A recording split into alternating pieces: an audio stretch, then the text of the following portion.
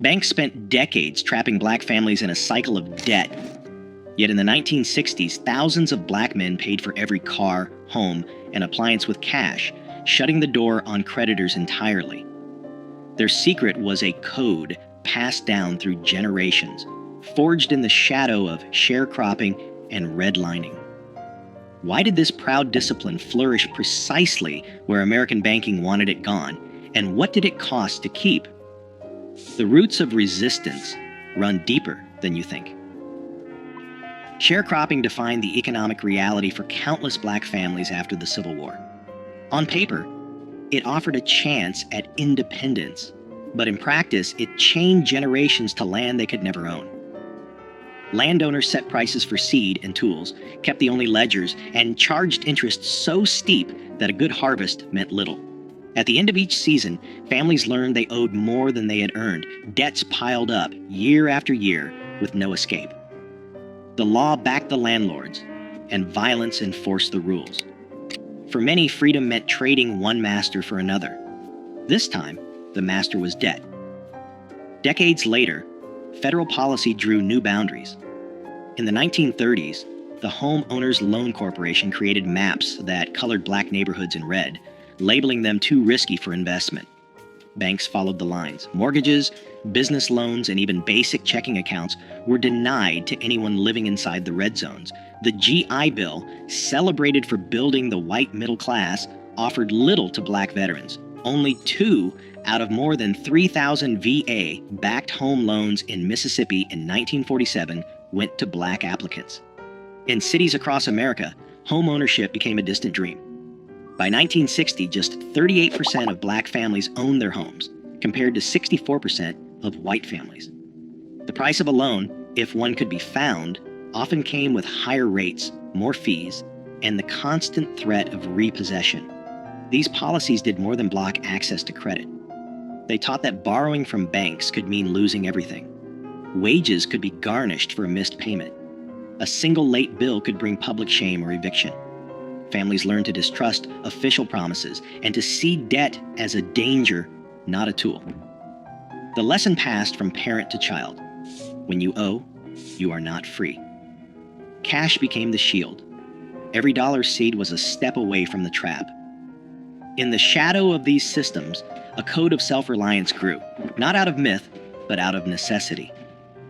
The discipline to avoid debt was not just pride, it was protection against a world built to profit from black hardship.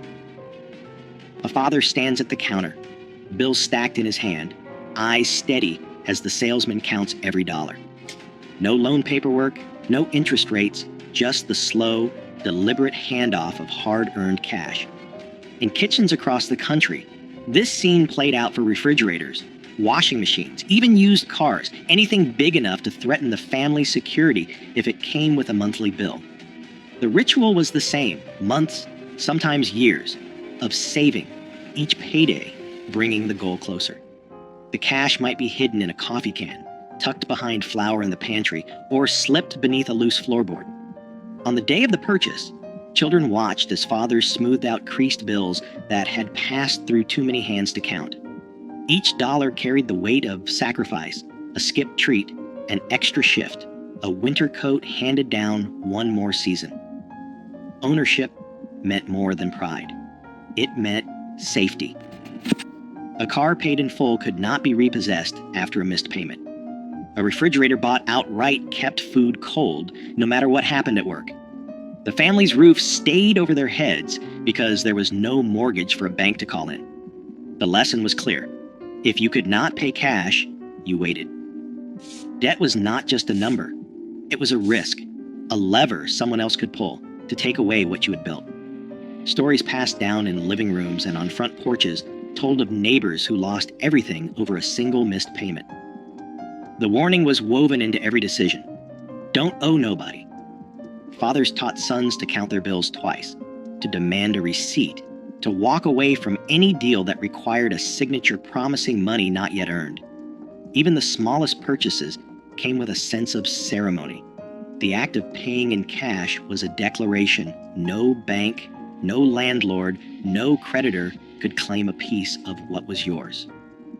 The discipline ran deep. No matter how tempting the new model or the salesman's pitch, the answer stayed the same: cash on the barrel or nothing at all. This was not stubbornness for its own sake. It was protection, passed down from men who had seen what happened when debt crept in. The pride in ownership was quiet, but fierce. Each paid-off possession was proof that freedom could be claimed, $1 at a time. Every household had its own system, but the kitchen drawer was sacred. Inside, envelopes lined up like soldiers, each one marked in careful handwriting: rent, groceries, light bill, church, a little for savings. On payday, mothers sat at the table with stacks of cash, counting out each dollar by hand. No calculators, no bank statements, just memory and discipline. The ritual never changed. She would break the bills, fold them once, and slip them into their envelopes. If the grocery envelope ran low, meals got simpler. If the rent envelope was full, a sigh of relief might escape, but never a celebration. Money for treats or new shoes waited until every envelope had what it needed. Children learned early not to touch those envelopes. The lesson was clear: each dollar had a job, and every job had to get done before anyone could think about extras. Sometimes a few bills got tucked away in a spot only she knew, behind a jar of beans, under the lining of her purse. Inside a book no one would open. That was emergency money. It was not for spending. It was for when the heater broke, or the landlord came around 2 days early, or a cousin needed bus fare home. Neighbors swapped stories about the best hiding spots, but the method was always the same. Never let money slip through your fingers. Never let a bill go unpaid. If an envelope emptied before the next payday, the answer was simple: you waited. No borrowing, no pleading with the store for credit. Credit was a trap, and mothers knew it. The empty envelope was a warning, not an invitation to spend what you did not have. This was more than thrift. It was a code. The envelopes kept the family safe, 1 week at a time. A new coat or a Sunday roast came only after the rent and lights were covered. The rules were strict, but they kept the wolves from the door. Children grew up watching, learning that every purchase was planned, every expense measured. The kitchen drawer, with its stack of envelopes, was the real bank, the only one that could be trusted. The layaway counter at the local department store was a familiar stop for families who refused to risk what little they had on credit. At Sears or JCPenney, a mother might place a winter coat or a child's bicycle behind the counter in August, leaving a few dollars each week until the final payment set it free. There was no interest, no paperwork, and no fear of a missed payment turning into a crisis. Clerks recognized regulars by name, sometimes calling out when a new shipment arrived or a sale was coming up. Each payment was recorded in a logbook, a quiet tally of patience and discipline. The item stayed locked away untouched until every dollar was paid. Then, and only then, did it belong to the family. Around the holidays, banks and savings clubs ran ads for Christmas clubs, inviting customers to deposit a little each week. By December, the bank handed back the total in cash, ready for gifts or a special meal. There was no temptation to borrow or run up a tab. The Christmas Club passbook, stamped with each deposit, became a small badge of pride. It was proof that waiting brought its own reward, that a holiday could be joyful without a single cent owed. For families who remembered the shame and danger of borrowing from landlords or store owners, these systems offered something rare: control. Layaway and savings clubs worked because they fit the rhythm of working life, the steady grind of paydays, the slow build toward a goal. There was comfort in knowing that the new dress or the toy train would come home only when it was truly paid for. Children learned the lesson early. Good things were worth waiting for, and nothing was more satisfying than carrying home a package that belonged to you outright. Even as department stores began to push credit cards and instant approval, many families held on to these habits. The layaway counter stayed busy through the 1960s, a quiet rebellion against the lure of easy debt. In the end, every purchase was a small victory, earned, not owed. In back rooms and kitchens across black neighborhoods, the susu was as steady as the ticking of a clock. 10 neighbors, each with a folded bill, gathered around a table. No paperwork, just trust. Every week, each person contributed the same amount, and one member took home the pot. The next week, it was someone else's turn. The cycle continued until every hand had received a share. If a payment was missed, word traveled fast. The consequences weren't legal, but personal. A lost place in the circle, a loss of respect. In cities like Detroit and New York, these rotating savings clubs, rooted in West African tradition, helped families buy appliances, cover hospital bills, or send a child to college, all without a bank's permission. Barter wove another safety net. A mechanic traded a brake job for a basket of tomatoes. A seamstress hemmed pants for a sack of potatoes. Skills moved through the neighborhood as quietly as cash, and every exchange kept money close. Repairs stretched the life of radios, shoes, and washing machines. Nothing was wasted. A broken toaster found its way to the neighbor with a soldering iron and a knack for coaxing life from tired wires. Oral histories recall how these trades built a web of support, sidestepping the need for credit and keeping families afloat. Churches anchored these networks. Sunday offerings funded more than sermons. They paid for groceries, rent, or a few dollars slipped into a father's hand after service. The help came quietly, with the understanding that one day the favor would be returned. Sermons warned that debt was a shackle, not just a number.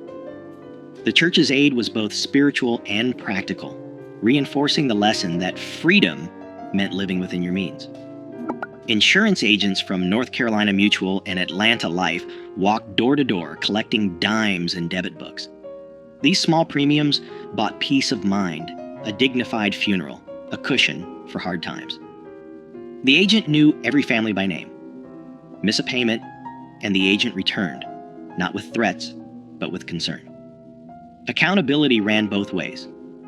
Each system, susu, barter, church, insurance, rested on a single rule: take care of your own. Pride in these arrangements ran deep, proof that even when banks shut their doors, black families could build wealth, protect each other, and remain free from debt. Credit offers began arriving in mailboxes, thick envelopes promising instant approval, and a line of credit with no questions asked. The language was slick: buy now, pay later, no money down, just sign and take it home. Department stores and national banks, locked out of black neighborhoods for decades, now saw a new market. They sent out applications by the thousands, sometimes addressed to resident or occupant, hoping to catch anyone willing to bite.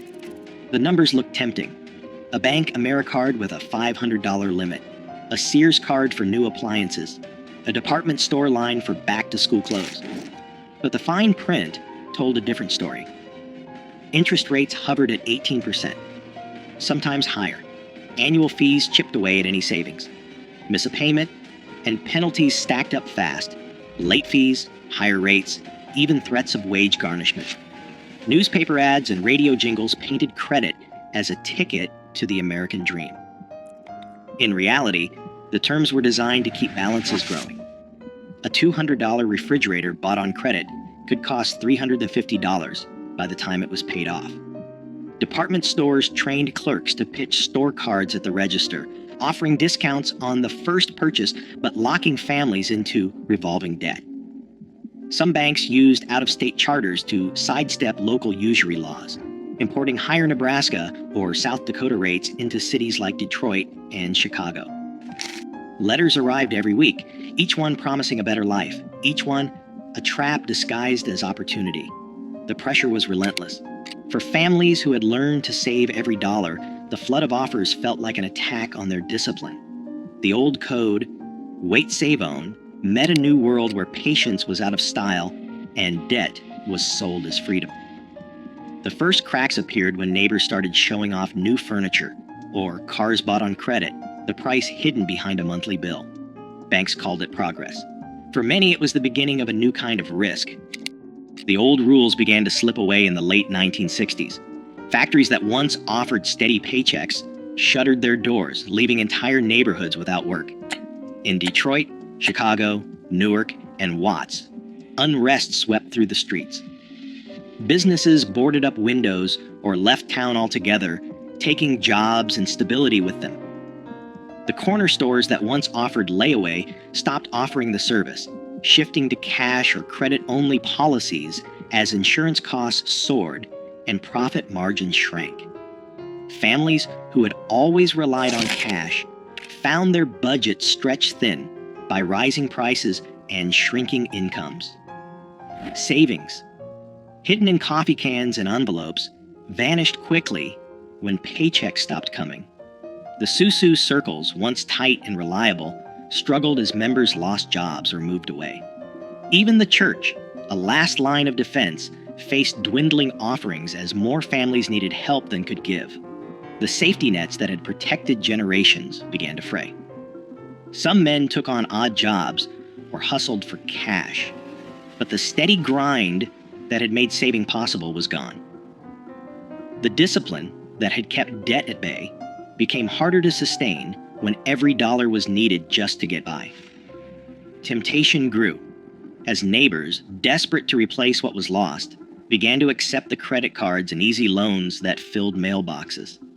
The old warnings, never owe, never sign, faded under the weight of layoffs and closed factories.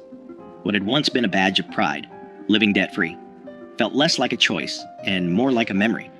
The habits of patience and self-restraint, passed down for decades, were tested by forces no envelope system could hold back. In the space left by lost jobs and broken trust, debt began to creep in, quiet at first, then all at once.